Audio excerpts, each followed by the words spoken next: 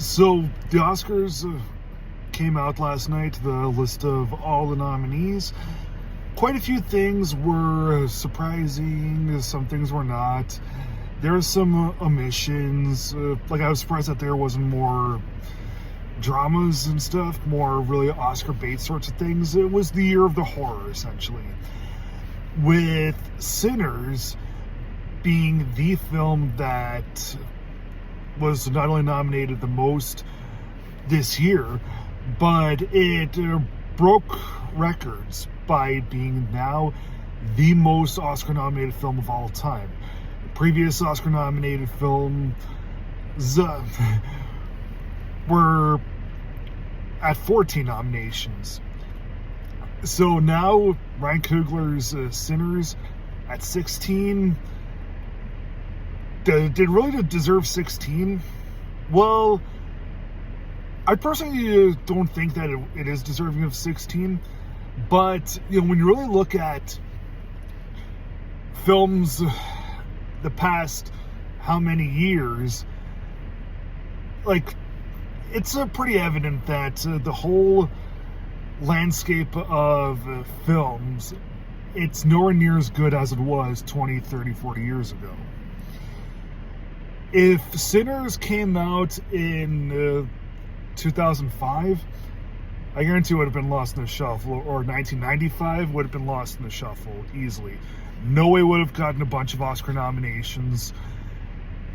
But, this day and age, you don't really have a whole lot of really super stiff competition with a bunch of things. So, yeah, even though when I saw Sinners, I did like it, I knew that it was going to get lots of nominations, and it really shouldn't surprise really anyone that it was going to get a lot of nominations. But yeah, the only real surprise was that it got that many. Now, personally, with me, I think that Sinners is probably the best campaigned and best advertised horror movie that there's been, just perhaps, okay? I say that because in 2025, you could not escape Sinners. If you were watching TV, if you were on your phone or your tablet, if you were listening to the radio, if you were driving down the streets, you saw ads for Sinners. There, like, no matter what website you were on, you saw an ad for Sinners.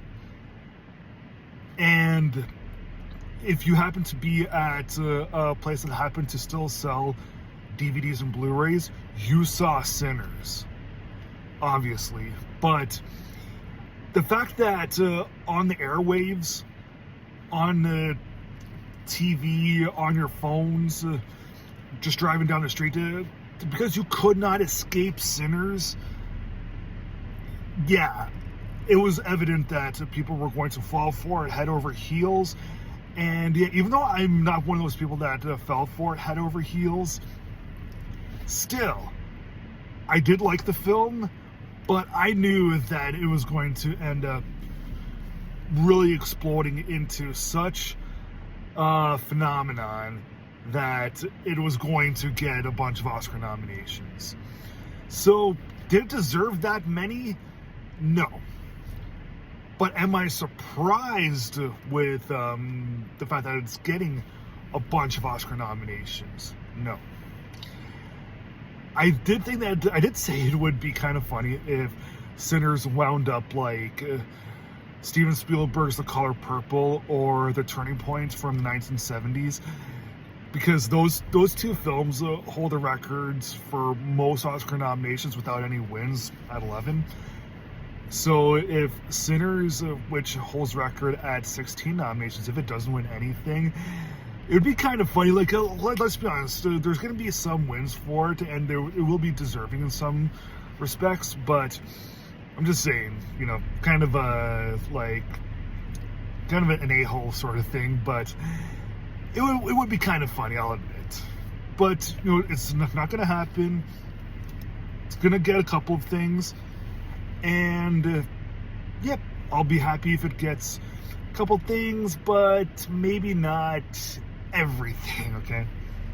So, yeah, that's my little spiel for today about the Oscars and Sinners.